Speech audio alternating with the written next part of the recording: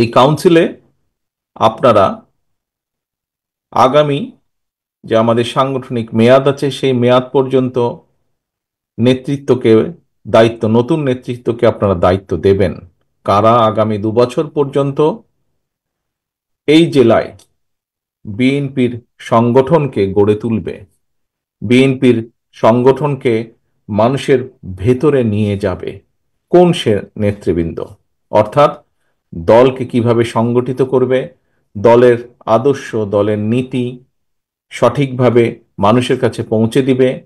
একই সাথে যারা এই দলের জন্য বিগত দিনে সংগ্রাম করেছে, দলের ঝান্ডাকে ধরে রেখেছে, তাদেরকে মূল্যায়ন করা হবে।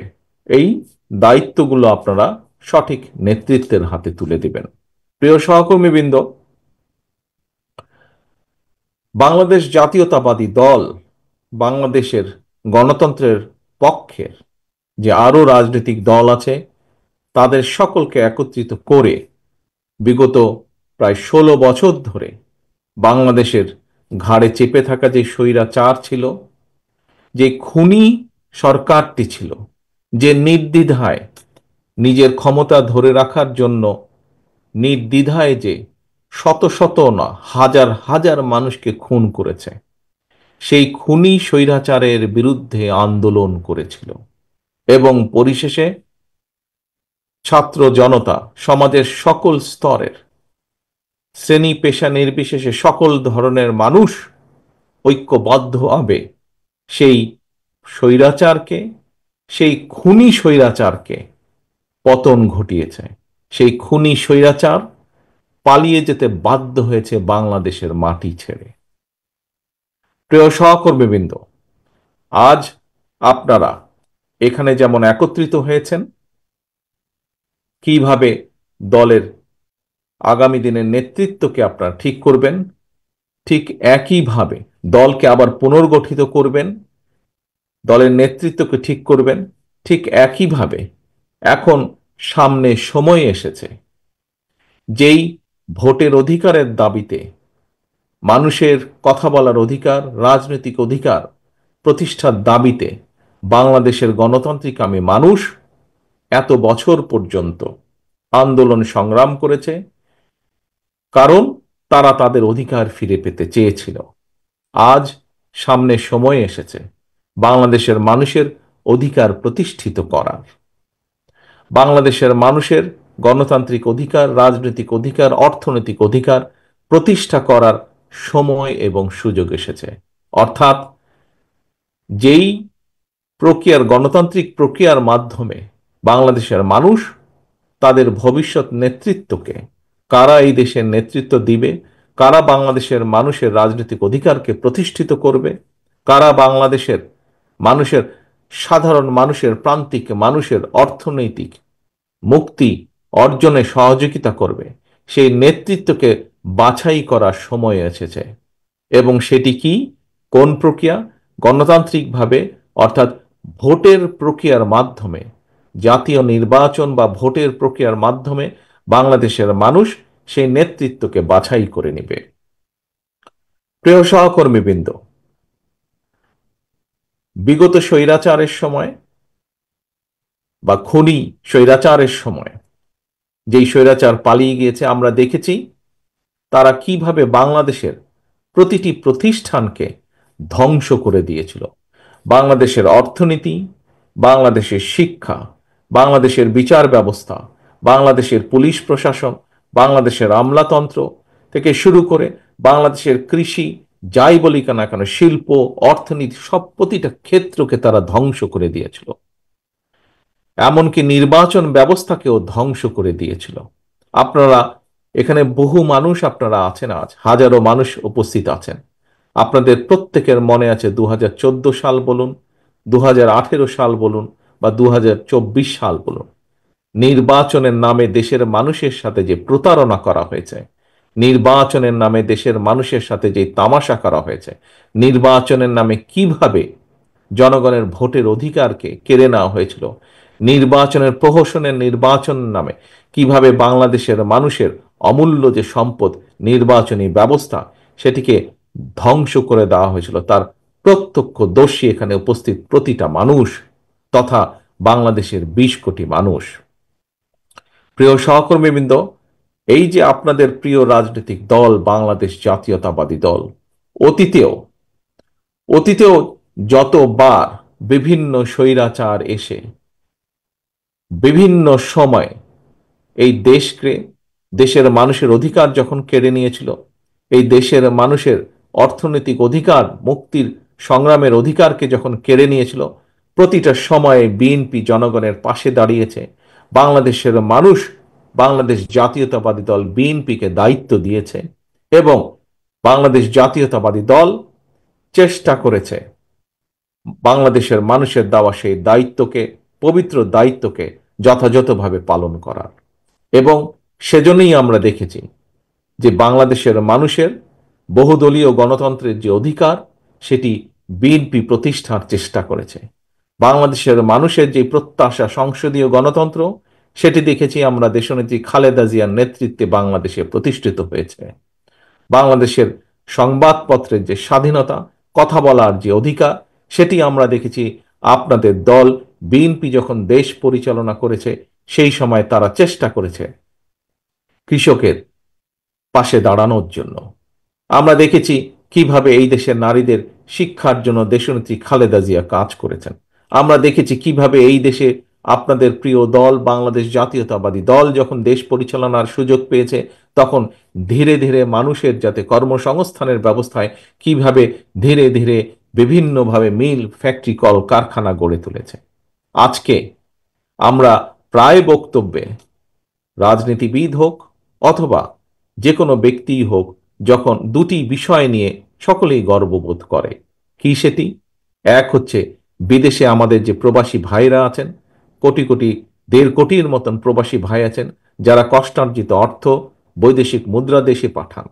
এই প্রবাসী আয়, এটি নিয়ে বাংলাদেশের অনেক মানুষ গর্ব করে।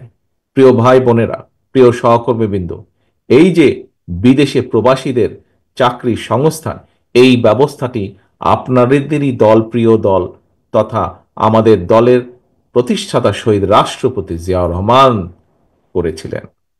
একই সাথে যেই গার্মেন্ট শিল্পের কথা আমরা বলে থাকি, যেই গার্মেন্ট শিল্পের জন্য সারা বিশ্বে আজকে বাংলাদেশ পরিচিত, সেই গার্মেন্ট শিল্পেরও যাত্রা শুরু করেছিলেন শহীদ রাষ্ট্রপতি জিয়াউর রহমান।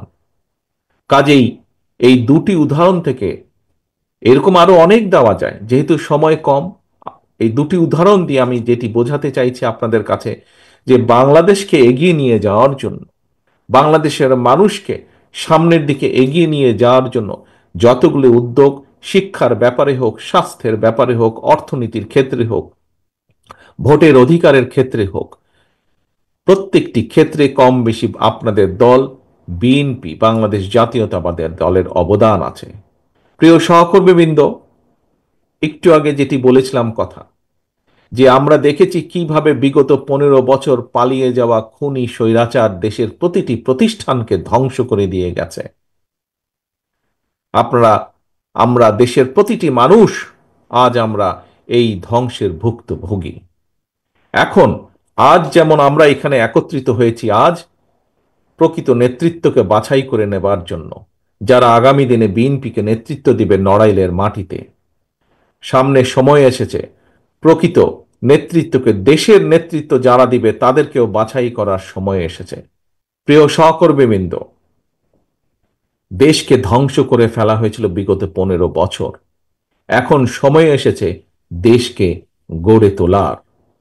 আমরা দেশের মানুষের সামনে 1 মাস, 2 মাস বা 3 মাস আগেও নয়, আমরা আজ থেকে 2.5 বছর আগে প্রায় বাংলাদেশের মানুষের সামনে আমরা উপস্থাপন করেছি আমাদের 31 দফা দাবি। কি সেই 31 দফা? এর মধ্যে আপনারা কম বেশি প্রত্যেকেই ওয়াকেফাল আছেন, অবহিত আছেন এই 31 দফা নেই। এই 31 দফাটা কি? 31 দফাটা হচ্ছে বিগত 15 বছর এই স্বৈরাচার, পালিয়ে যাওয়া স্বৈরাচার, যে খুনি স্বৈরাচার দেশকে ধ্বংস করেছে, কিভাবে দেশকে আমরা আবার সামনের দিকে এগিয়ে নিয়ে যাব, তার একটি পরিকল্পনা দেশের মানুষের সামনে আমরা উপস্থাপন করেছি। প্রিয় সহকর্মীবৃন্দ, আজকের এই সম্মেলনের মাধ্যমে আমরা যেরকম দলকে আবার পুনর্গঠিত করার নতুন উদ্যোগ নিয়েছি, ঠিক একইভাবে দেশকেও আমাদেরকে পুনর্গঠন করতে হবে। এই রাষ্ট্র কাঠামোকে আমাদের মেরামত করতে হবে। কারণ বাংলাদেশের মানুষ অতীতে দেখেছে, কম বেশি যতটুকুই সম্ভব হয়েছে, বাংলাদেশ জাতীয়তাবাদী দল, এই আপনাদের প্রিয় দল, এই দলই দেশের মানুষের জন্য, দেশের জন্য কাজ করেছে। হতে পারে হতে পারে আমরা যতটুকু করতে চেয়েছিলাম, বিভিন্ন কারণে আমরা হয়তো ততটুকু করতে পারিনি, কিন্তু তারপরেও করার মধ্যে যতটুকুই করেছে একমাত্র আপনাদের এই প্রিয় দল, বাংলাদেশ জাতীয়তাবাদী দল। প্রিয় সহকর্মীবৃন্দ, আজকে সময় এসেছে দেশকে সামনে এগিয়ে নিয়ে যাবার। আজকে সময় এসেছে দেশকে আবার পুনর্গঠন করার জন্য ঝাঁপিয়ে পড়তে হবে আমাদেরকে। দেশের শিক্ষা ব্যবস্থাকে গড়ে তুলতে হবে আবার, যাতে করে আগামী দিনের প্রজন্ম শক্ত ভিত্তির উপরে দাঁড়াতে পারে। দেশের অর্থনীতিকে আবার গড়ে তুলতে হবে। দেশের কৃষির পাশে আমাদেরকে দাঁড়াতে হবে, কৃষকের পাশে আমাদের দাঁড়াতে হবে, যাতে আমরা কৃষিকে শক্তিশালী মজবুত ভিত্তির উপরে গড়ে তুলতে পারি। দেশের শিল্প ব্যবস্থাকে গড়ে তুলতে হবে। দেশের মানুষের দেশের মানুষের স্বাস্থ্য ব্যবস্থাকে আমাদের পুনর্গঠন করতে হবে, যাতে দেশের মানুষের কাছে, প্রত্যেক প্রান্তিক মানুষের কাছে আমরা স্বাস্থ্য ব্যবস্থা পৌঁছে দিতে পারি। প্রিয় সহকর্মীবৃন্দ, বিগত 15 বছর বাংলাদেশ জাতীয়তাবাদী দলের প্রত্যেকটি নেতা কর্মী, মূল দল সহ অঙ্গ সহযোগী সংগঠনের প্রত্যেকটি নেতাকর্মী, সারা বাংলাদেশে ছড়িয়ে ছিটিয়ে থাকা প্রতিটি নেতাকর্মী, সারা বাংলাদেশে ছড়িয়ে ছিটিয়ে থাকা বাংলাদেশের গণতান্ত্রিকামী অন্যান্য সকল রাজনৈতিক দলের প্রতিটি নেতাকর্মী, আমরা নিয়োজিত ছিলাম এই স্বৈরাচারের বিরুদ্ধে আন্দোলনের। এখন স্বৈরাচার পালিয়ে গিয়েছে। এখন এসেছে সামনে সময় কিভাবে দেশকে গড়ে তুলতে হবে। আসুন আজকের এই সম্মেলনে আমরা দুটি বিষয়ে আমরা প্রতিজ্ঞা গ্রহণ করি। প্রিয় সহকর্মীবৃন্দ, কেন এই প্রতিজ্ঞা গ্রহণ করব? কারণ এই কারণেই প্রতিজ্ঞা গ্রহণ করব, এখানে উপস্থিত যে 707 জন আজকে কাউন্সিলর আছেন, প্রতিটি কাউন্সিলর আপনারা হচ্ছেন শহীদ রাষ্ট্রপতি জিয়াউর রহমানের সৈনিক। আপনারা হচ্ছেন দেশনেত্রী খালেদা জিয়ার সৈনিক। আপনারা সেই দুজন মানুষের সৈনিক, যেই দুজন মানুষের কাছে সর্বোচ্চ অগ্রাধিকার হচ্ছে বাংলাদেশ, বাংলাদেশ এবং বাংলাদেশের মানুষ। কাজেই বাংলাদেশের মানুষ আপনাদের দিকে তাকিয়ে আছেন, আপনাদের দলের দিকে বাংলাদেশের মানুষ তাকিয়ে আছে, যে এই দলটি আবার অতীতের মতন দেশের মানুষকে দিশা দেখাবে। এই দলটি আবার অতীতের মতন বাংলাদেশকে বিশ্বের বুকে সামনের দিকে এগিয়ে নিয়ে যাবে। কাজে আসুন, আজকের এই সম্মেলনে আমরা যেমন দলকে পুনর্গঠনের উদ্যোগ নিয়েছি, দলকে নতুনভাবে সামনের দিকে এগিয়ে নেওয়া যাওয়ার উদ্যোগ নিয়েছি, একইভাবে আসুন আমরা দ্বিতীয় আরেকটি প্রতিজ্ঞা গ্রহণ করব আজকে। সেই প্রতিজ্ঞা হলো, যে কোনো মূল্যে আমরা জনগণের আস্থা অর্জনের মাধ্যমে যে কোনো মূল্যে আমরা দেশকে 31 দফার ভিত্তিতে আমরা গড়ে তুলব। এটিই হবে আজকে আমাদের এই কাউন্সিলের, এই সম্মেলনের মূল প্রতিজ্ঞা, যে সামনের দিনে আমরা বাংলাদেশের মানুষের আস্থা অর্জনের মাধ্যমে 31 দফার আলোকে আমরা দেশকে গড়ে তুলব। কারণ আমাদের সামনে এখন একটি প্রায়োরিটি, আমাদের সামনে এখন একটি লক্ষ্য, একটি উদ্দেশ্য, সেটি বাংলাদেশকে পুনর্গঠন করা, বাংলাদেশের মানুষের ভবিষ্যৎকে গড়ে তোলা, বাংলাদেশকে রাষ্ট্র ব্যবস্থাকে আবার মেরামত করা। আসুন আসুন এই হোক আজকের কাউন্সিলের আমাদের প্রতিজ্ঞা। কি ভাই সেটি? প্রতিজ্ঞা হচ্ছে, আমরা ইনশাল্লাহ ঐক্যবদ্ধভাবে গণতন্ত্রের জন্য সংগ্রাম করব।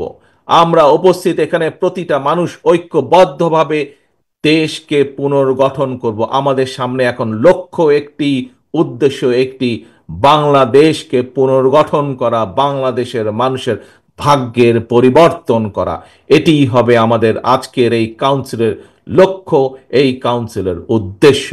পরিশেষে আমি ৭১ সালে সকল মুক্তিযোদ্ধার প্রতি সম্মান জানিয়ে, যে সকল মুক্তিযোদ্ধা শহীদ হয়েছেন, শহীদদের আত্মার মাগফিরাত কামনা করে, একই সাথে বিগত স্বৈরাচার আন্দোলনে বিএনপি সহ বাংলাদেশ জাতীয়তাবাদী দলের যত নেতাকর্মী শহীদ হয়েছেন, গুম খুনের শিকার হয়েছেন, যত নেতাকর্মী বিভিন্নভাবে অত্যাচারে নির্যাতিত হয়েছেন, সকলের প্রতি সম্মান জানিয়ে এবং আজকের এই কাউন্সিলের সাফল্য কামনা করে আমার বক্তব্য শেষ করছি। আল্লাহ হাফেজ। বাংলাদেশ জিন্দাবাদ, বাংলাদেশ জাতীয়তাবাদী দল জিন্দাবাদ। আসসালামু আলাইকুম।